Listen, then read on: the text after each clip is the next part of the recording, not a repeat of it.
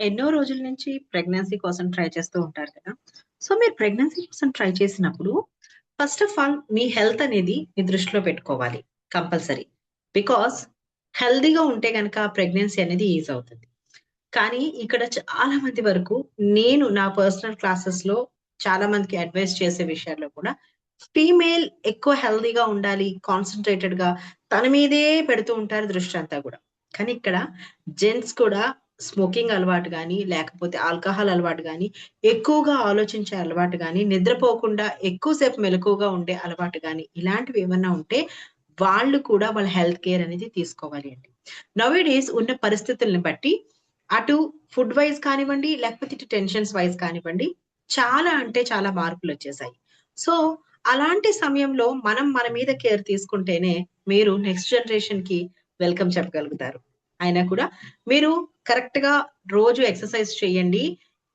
Walking చేయాలి 15 minutes. లేకపోతే ఏదన్నా ఎక్సర్‌సైజ్ చేయాలి. ఆర్ ఎల్స్ కాసేపు ప్రశాంతంగా కూర్చొని మాట్లాడుకోవడం లాంటివి. ఇలాంటంటే హెల్తీ ఎమోషనల్‌గా కూడా మీరు కనెక్ట్ అయ్యి ఉండాలనమాట. దెన్ ఓన్లీ అప్పుడు మీకు ఏదైనా సరే ప్రశాంతంగా ఉంటుంది. హెల్త్ గురించి కేర్ తీసుకోవడానికి ఛాన్స్ ఉంటుందనమాట. Okay. 15 minutes daily walking are jogging చేయండి. కంపల్సరీ హెల్తీ ఫుడ్ తీసుకోండి. అండ్ త్వరగా నిద్రపోవడం అలవాటు చేసుకోండి. అండ్ స్మోకింగ్, డ్రింకింగ్ ఇలాంటివేమన్నా ఉంటే కూడా ఆ అలవాట్లను మానేసేయండి. ఇది అబ్బాయిల కోసం చెప్తున్నాను. అమ్మాయిలైతే మీరెక్కువ ఆలోచించకండమ్మా. అండ్ పీరియడ్స్ రెగ్యులర్‌గా వస్తున్నాయో లేదో చూడండి. మీరు కూడా ఖచ్చితంగా 15 మినిట్స్ వాకింగ్ చేయటమో, జాగింగ్ చేయటమో ఆర్ ఎల్స్ ఏమైనా సరే జిమ్‌లో జాయిన్ అవ్వడం లాంటివి చేయండి. బికాజ్ ఎందుకంటే హెల్తీ బాడీ అనేది హెల్తీ బేబీకి అది చాలా చాలా మంచిదనమాట. సో, ఇక నెక్స్ట్ వచ్చేసి ఫుడ్ విషయంలో జాగ్రత్తగా ఉండండి. మీరు ఎప్పుడైతే హాస్పిటల్‌లో చూపించుకున్నప్పుడు డాక్టర్ గారు ఏమైతే మెడిసిన్స్ ఇస్తారో వాటిని తూచా తప్పకుండా వేసుకోవడం అలవాటు చేసుకోండి. అంతేగాని ఇక్కడేదో స్విచ్ వర్డ్సో, లేకపోతే సిజల్సో, లేకపోతే అఫర్మేషన్సో చెప్పాం కదని డాక్టర్ గారు చెప్పిన వాటిని నెగ్లెక్ట్ చేయొద్దు. అండ్ మీ ఇద్దరికి ఒక మ్యూచువల్ అండర్‌స్టాండింగ్ అనేది బేబీకి సంబంధించిన విషయంలో ఉండాలి. ఎందుకనంటే, మనం ఏ గొడవలైనా ఏమున్నా కూడా బయటే వదిలేసేయాలి. బెడ్‌రూమ్‌లోకి ఒక్కసారి వచ్చిన తర్వాత ప్రేమగా మాట్లాడుకోవాలి. ఎందుకంటే, చుట్టూ ఉన్న ఎన్విరాన్మెంట్ ఏదైతే ఉంటుందో, అది కూడా మ్యాటరే అనమాట. అలాగే ఫెంగ్ షూ ప్రకారం బెడ్‌రూమ్‌లో ఎప్పుడూ కూడా మిర్రర్ అనేది ఉండకూడదు. బికాజ్ ఎందుకనంటే, మనలో ఉండే నెగటివిటీ మొత్తం ఇల్లంతా క్లెన్స్ చేసినా కూడా మిర్రర్‌లో ఉండిపోతుందనమాట. సో, అందుకని అలా వద్దు. మీరు మీ బేబీ కోసం ప్లాన్ చేస్తున్నప్పుడు ఒక చిన్న స్పేస్ అంటే ఇక్కడ గనక నా బేబీ డ్రెసెస్ కానీ, బట్టలు గానీ, ఆర్ ఎల్స్ తనకు సంబంధించినవి ఏవైనా బొమ్మలు గానీ, ఇక్కడ నేను పెట్టుకుంటానని ఒక కబోర్డ్‌ని తన కోసం క్రియేట్ చేసి పెట్టండి. ఓ మంచి స్మైలీ బేబీ ఫేస్‌తో ఉన్నటువంటి ఒక మంచి బేబీ బొమ్మని మీరు అక్కడ స్టిక్ చేసి ఉంచండి. ఇక ఫెంగ్ షూ ప్రకారం చూసుకుంటే గనక మీరు దానిమ్మకాయ ఓకే. నేను మీకు ఇక్కడ ఫోటోని షేర్ చేస్తాను. ఇలాంటి ఫోటోని సీనరీ లాగా తీసుకొని మీరు చక్కగా మీ బెడ్‌రూమ్‌లో పెట్టుకోవాలనమాట. చూసారు కదా! ఎంత బ్యూటిఫుల్‌గా ఉండాలి. రెడ్ కలర్ ఆ బ్రైట్‌నెస్ తెలియాలి. ఆ గింజలు చూసారా ఎంత చక్కగా బావున్నాయో. ఇలాంటి ఒక సీనరీ అన్నమాట. మీకు బయట దొరుకుతుంది. లేకపోతే గూగుల్‌లో ఫోటోస్‌లో మీరు వెతికితే ఇప్పుడు నాకెలా దొరికిందో అలాగే దొరుకుతుంది. మీరు ఇలాంటి వాటిని తీసుకొని మంచి సీనరీగా మీ బెడ్‌రూమ్‌లో మీకు ఎదురుగుండా కనిపించేలాగా పెట్టుకోండి. ఎవరైతే ప్రెగ్నెన్సీ కోసం ట్రై చేస్తున్నారో వాళ్ళకనమాట ఇది. Okay.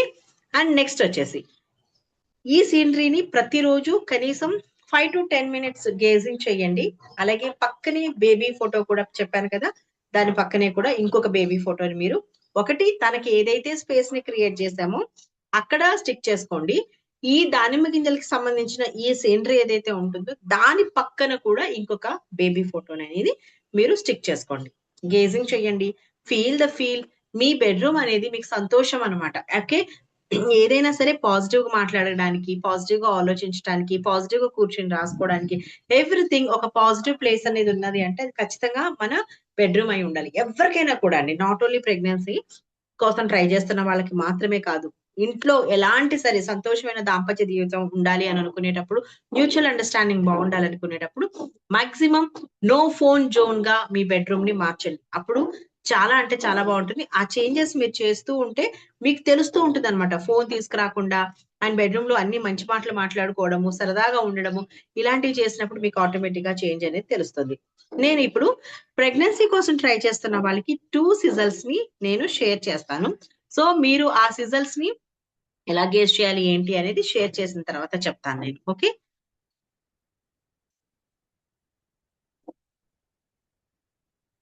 This is first sisal అండి.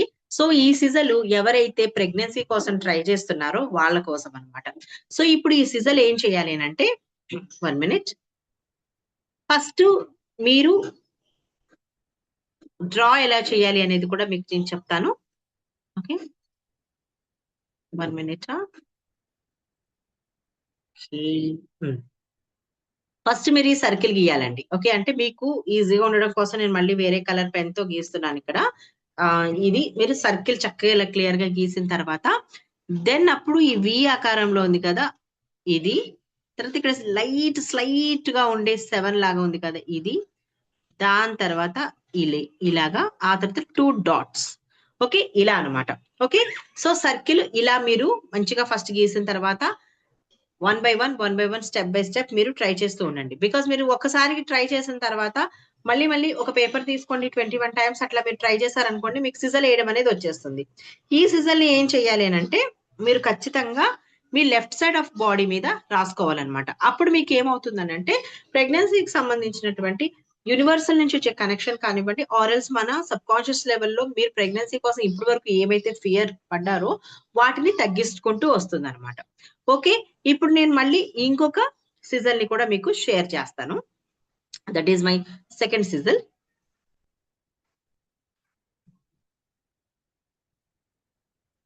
This is also very very very important. Conceive అవ్వాలి అనుకుని ఎవరైనా సరే సేమ్ అండి. ఈ సిజల్ కూడా మీరు దీని చుట్టూ సర్కిల్ అనేది లేదు, చూసారు, గమనించారా? దానికి ఎనర్జీ సర్కిల్ ఉంది దాని చుట్టూ. బికాస్ ఎందుకనంటే మీ ఇంటెన్షన్ అది ప్రొటెక్ట్ చేస్తుంది అనమాట.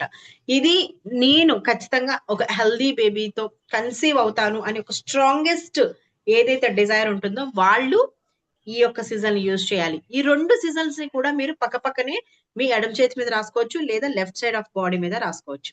ఇక ఈ 2 సిజల్స్ ని కూడా కలిపి మీరు ప్రింట్అవుట్ చేసుకొని సేమ్ మీ బెడ్రూమ్ లో నేను ఎక్కడైతే సీనరీ పెట్టుకోమని చెప్పానో అక్కడ దీన్ని మీరు స్టిక్ చేసుకోండి. స్టిక్ చేసిన తర్వాత ఇప్పుడు సిజల్ ఏం చేయాలి? సిజల్స్ ఎప్పుడు కూడా వాటర్ తో వర్క్ చేయాలి, at the same time gauging కూడా వర్క్ చేయాలన్నమాట. ఇప్పుడు ఈ సిజల్ ని 2 ప్రింట్స్ తీసుకోండి. 2 సిజల్స్ అంటే 4 ప్రింట్స్ వస్తాయి మీకు కదా. సో ఒక ప్రింట్స్ ఏవైతే ఉన్నాయో first the second the print ని చక్కగా స్టిక్ చేసేసేయండి గోడ మీద మీకు ఎదురుగుండా కనిపించేలాగా. అది మీకు గేజింగ్ చేయడం కోసం. ఇక 2 సెట్ ఆఫ్ సిజల్స్ ఏవైతే ఉన్నాయో వాటిని లామినేషన్ చేయండి. ప్రతిరోజు కూడా మీరు గ్లాస్ ఆఫ్ వాటర్ ని దాని మీద పెట్టండి. 2 సిజల్స్ కాబట్టి 2 గ్లాస్ ఆఫ్ వాటర్ పెట్టి మూత పెట్టండి. అది బెడ్రూమ్ లో మాత్రమే పెట్టాలి, దాని మీద మూత ఖచ్చితంగా పెట్టాలన్నమాట. ఎర్లీ మార్నింగ్ మీరు లేచినప్పుడు ఏ వాటర్ అయితే తాగుతారో ఆ వాటర్ ఇది అయి ఉండాలి. మీ వారు ఒక గ్లాసు, మీరు ఒక గ్లాసు తాగండి. ఓకే, బ్రేక్ఫాస్ట్ చేసిన తర్వాత అయినా పర్వాలేదు, ఆఫ్టర్ బ్రష్ చాలా మందికి వాటర్ తాగే అలవాటు ఉంటుంది, అలాగైనా కూడా పర్వాలేదు అనమాట. సో ఈ వాటర్ ని డ్రింక్ చేయండి.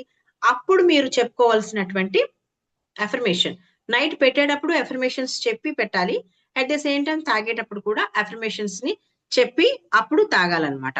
సో అఫర్మేషన్స్ వచ్చి ఫీమేల్ చెప్పండి. Okay, healthy happy beautiful pregnancy. Okay, నాకున్నందుకు చాలా చాలా చాలా థ్యాంక్స్. ఓకే, లేదా I'm ready for a healthy happy beautiful pregnancy.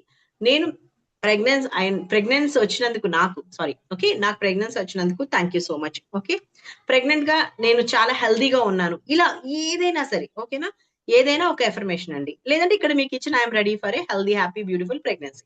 ఒకవేళ మీరు కన్సీవ్ అయిన తర్వాత అప్పుడేం స్విచ్ వర్డ్స్ వాడాలి, ఏం చేయాలి అనేది నేను మళ్ళీ మీకు వేరొక వీడియోలో చెప్తానన్నమాట. సో మీరు ఒకవేళ చాలా రోజుల నుంచి ట్రై చేస్తున్నారండి, మీకు గనక ఏదైనా మిస్క్యారేజెస్ అయితే this is very very very very important. Okay, ఒక 1 మంత్ ఉండి మిస్క్యారేజ్ అయినా, 2 మంత్స్ ఉన్నా, 3 మంత్స్ ఉన్నా కూడా ఓమ్ క్లిన్జింగ్ అనేది చేసుకోకుండా ఎట్టి పరిస్థితుల్లోనూ మీరు నెక్స్ట్ ప్రెగ్నెన్సీకి ట్రై చేయకండి. బికాస్ ఎందుకంటే ఓమ్ క్లిన్జింగ్ అనేది నెక్స్ట్ బేబీ మీద ఆ కార్మిక్ రిలేటెడ్ ఏవైతే ఉంటాయో పడకూడదు అనమాట. అందుకని ohm cleansing meditations, ohm cleansing సంబంధించినటువంటి మీరు క్లిన్జింగ్స్ చేసుకుంటూ గనక అప్పుడు మీరు నెక్స్ట్ ప్రెగ్నెన్సీకి ట్రై చేయండి. మిస్క్యారేజెస్ అయిన వాళ్ళకి మాత్రమే. న్యూలీ మ్యారీడ్ వాళ్ళైతే మాత్రం ఇప్పుడు నేను ఏదైతే చెప్పానో దాన్ని యాజ్ ఇట్ ఈస్ గా మీరు ఫాలో అయిపోవచ్చండి. ఓకేనా? సో దిస్ ఈస్ ఫర్ ప్రెగ్నెన్సీకి సంబంధించిన సిజల్స్, సీనరీ అండ్ అఫర్మేషన్. సో దీన్ని మీరు ఫాలో అవ్వండి. ఇంకా ముందు మీరు వన్స్ ప్రెగ్నెంట్ అయిన తర్వాత ఏం చేయాలి అనేది కూడా కొన్ని వీడియోస్ ని మీకు నేను షేర్ చేస్తాను. Thank you so much.